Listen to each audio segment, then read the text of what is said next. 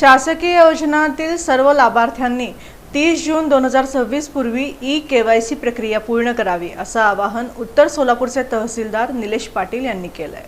संजय गांधी निराधार योजना, श्रावणबाळ सेवा राज्य निवृत्ती वेतन योजना तसंच इतर शासकीय योजनांमधील सर्व लाभार्थ्यांनी 30 जून 2026 पूर्वी ई-केवायसी प्रक्रिया पूर्ण करावी असं आवाहन उत्तर सोलापूरचे तहसीलदार निलेश पाटील यांनी केलं आहे।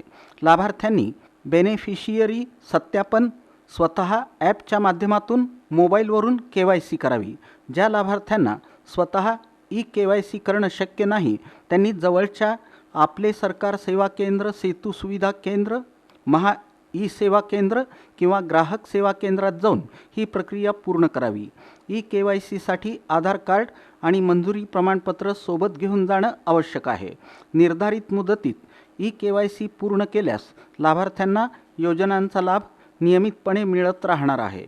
योजनेचा लाभ अखंडितपणे मिळावा यासाठी सर्व पात्र लाभार्थ्यांनी 30 जून 2026 पूर्वी ई-केवायसी पूर्ण करून घ्यावी असं आवाहन तहसीलदार निलेश पाटील यांनी केलं आहे।